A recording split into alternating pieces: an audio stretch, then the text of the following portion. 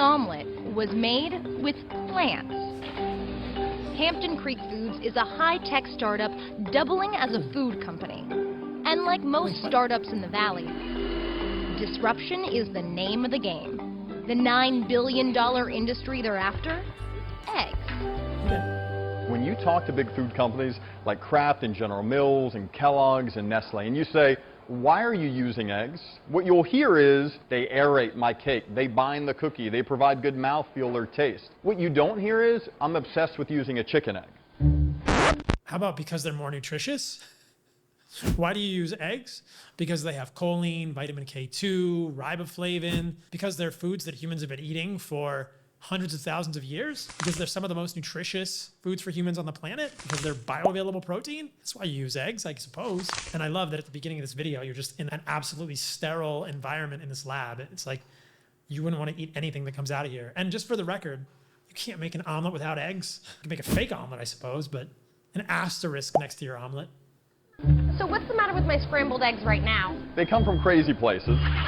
Chickens are in cages. We all think that is nuts.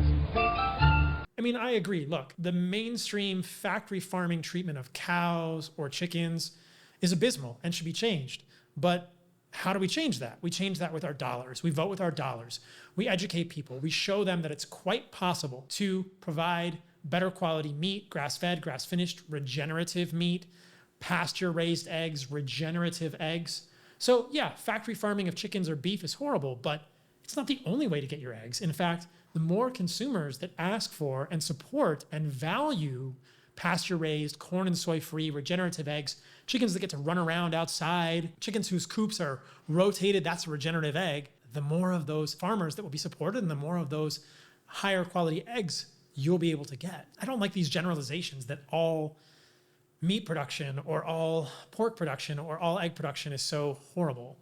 The majority of it, yeah, is factory farming because that's what we've been sold and that's what consumers demand because of a low price. But the change is happening in a positive way.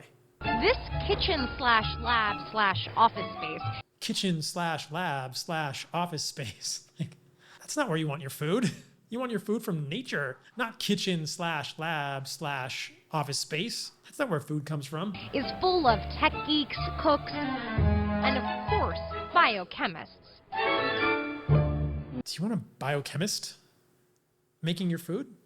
How about just a cow eating grass or a chicken rooting around in grass, pecking and scratching, eating bugs and worms? We don't need a biochemist for our food. It sounds kind of dystopian to me. 92% of the world's plants haven't even been explored for their applicability in food. It's probably because most of them are toxic. Maybe 20, 30% max of all plants are actually edible by humans. The vast majority of plants will kill you or give you massive nausea, vomiting, and diarrhea if you eat them. The majority of plants, not edible for humans. But 92% haven't been explored for food. So coming soon to you, a semi-digestible, possibly partially toxic plant that no human has ever eaten, that's crazy. But guess what? 99.9% of animals are edible by humans. Maybe 20 to 30% of plants are edible by humans. There's no comparison. Almost all animals are edible by humans. Yeah, you can eat a pufferfish liver and die, a few poison dart frogs, but the majority of animals, highly edible by humans. Great for you, full of nutrients that are bioavailable. The majority of plants, not many bioavailable nutrients, and some of them will even kill you. A lot of them will. So we dig down deep into these plants and we see, can it coagulate? Can it bind? Can it aerate? All these amazing things. Can it coagulate? Can it bind? Can it aerate? This is how we're making food? We can do even better with plants. Tastes exactly like eggs. It tastes exactly like eggs, she said, but it's not eggs. And it certainly isn't as nutritious as eggs. There's no choline, carnitine, creatine, anserine, taurine, vitamin K2, vitamin A, and any of this stuff. Hampton Creek's R&D team has identified 11 plants that have the functional capabilities to replace eggs. The functional capabilities to replace eggs. Maybe in mouthfeel, but certainly not in nutrition. And who knows what other kinds of negative consequences these plants will come with. Plant-based foods are not without their own challenges. It is hard to figure out the exact plants that will enable you to have a delicious cookie or a cookie dough or mayonnaise or even scrambled eggs.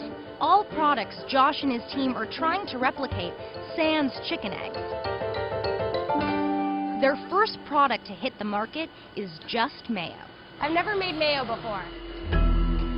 Engineered mayonnaise could be Hampton Creek's first golden goose, making them not just an ingredient manufacturer, but also their own brand. If you don't have an egg in mayonnaise and you try to pour it on a turkey sandwich, you're going to get this syrupy, disgusting, liquidy-like substance. So we have to identify plants to actually give you a nice, creamy mayonnaise. What's in Just Mayo? Seed oils.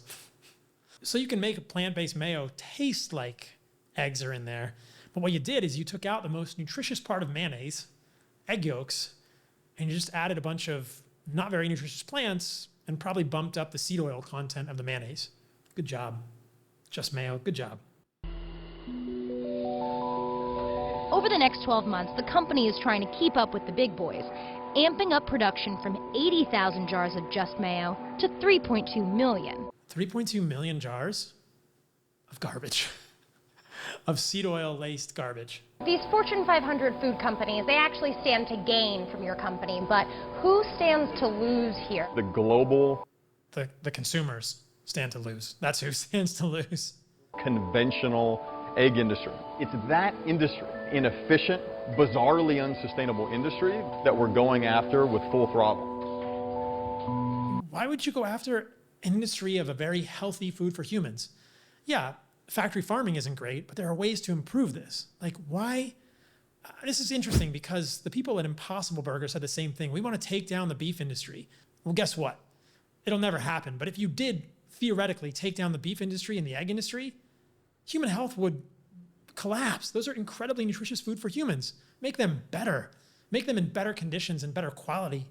To try to disrupt those industries, you're robbing humans of valuable nutrients that you're not getting in any of these other foods. This is complete farce. Just egg, these are not healthy foods for humans. And I think we're being sold a bill of goods that we should replace some horrible factory farming industry with these fake plant-based foods that are worse for us and certainly no better for the environment. When you look at environmental carbon footprints, those have been studied directly, and they're full of toxic ingredients. They're full of seed oils. They're full of highly processed ingredients. The take home for me is simple. Do you want a chicken or a cow making your food or becoming your food that's humanely treated and eating what it's supposed to eat? Or do you want a biochemist in a lab making your food? No, I'd rather just eat food from nature. So eggs have all of these incredible nutrients: vitamin A, choline, good for your brain, good for fetal development, good for hormones, vitamin K2. I mean, the list is incredibly long. Bioavailable protein. And these companies are ignoring the elephant in the room, which is that they're replacing this incredibly nutrient-rich food with a synthetic food made by biochemists in a lab that has no shadow, not a fraction of the same nutritional value for humans, and they're just ignoring that whole fact. So that's crazy to me.